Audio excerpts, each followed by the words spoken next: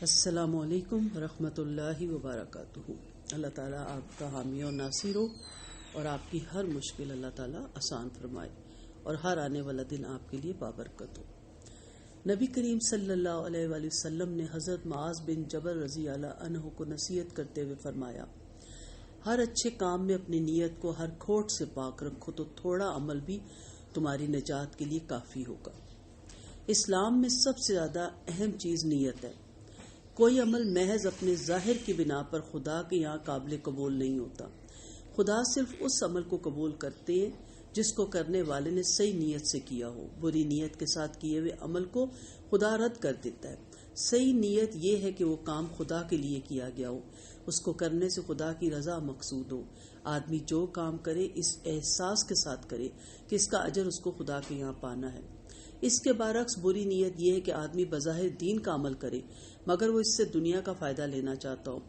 وہ جو کام کرے اس لیے نہ کرے کہ لوگ اس کو دیکھ کر اس کی تعریف کریں گے، لوگوں کے درمیان اس کو شہرت اور مقبولیت حاصل ہوگی، وہ لوگوں کے درمیان عزت کا مقام حاصل کرے گا۔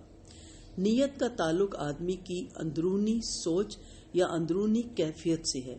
عام لوگ کسی انسان کے اندر کی سوچ یا اندر کی کیفیت کو نہیں جان سکتے، مگر خدا کو ہر انسان کے اندر کا حال پوری طرح معلوم ہے۔ وہ جانتا ہے آدمی کے دماغ میں کیا ہے اور اس کے اندر کس قسم کے جذبات ہیں۔ کسی کے عمل کے بارے میں عام لوگ غلط فہمی میں پڑ سکتے ہیں، مگر خدا کو ہر بات کا پورا علم حاصل ہے۔ وہ اپنے علم کے مطابق ہر ایک سے معاملہ کرے گا اور ہر ایک کو وہی بدلہ ملے گا جس کا وہ فی الواقعہ مستحق ہے۔ نیت کی حیثیت حقیقت اور معنویت کی ہے۔ جو چیز اپنی اصل حقیقت یا اپنے اصل معنویت کو کھو دے وہ چیز بیکار ہو جاتی ہے۔ اسی طرح جو عمل بری نیت یا ناقص نیت کے ساتھ کیا جائے وہ بے قیمت ہے۔ اس کی کوئی اہمیت نہ تو انسانوں کی نظر میں ہو سکتی ہے اور نہ ہی خدا کی نظر میں۔ کسی چیز کی قیمت اس وقت ہے جب کہ وہ خالص ہو، اس میں کسی اور چیز کی ملاوٹ نہ ہو۔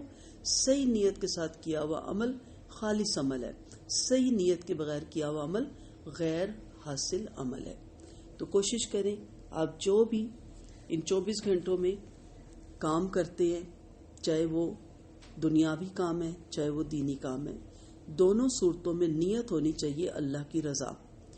صلہ رحمی میں، معاملات میں، وعدہ پورا کرنے میں، ہر کام میں، اپنے والدین کی خدمت کرنے میں، اپنے شوہر کی اطاعت کرنے میں، اپنے بچوں کی تربیت کرنے میں، اپنے گھر کی ایون کہ یہاں تک کہ جو خواتین کوکنگ کرتی ہیں، صفائی کرتی ہیں، اس پہ بھی نیت اللہ کی رضا ہو کہ میرے رب نے یہ میری ڈیوٹیز لگائیں، میرے رب نے مجھے عورت بنا کے اسی لیے بھیجا کہ میں بچوں کی تربیت کروں اور میں اس گھر کی حفاظت کروں اور اپنے شوہر کے مال کی حفاظت کروں، اس کی عزت کی حفاظت کروں۔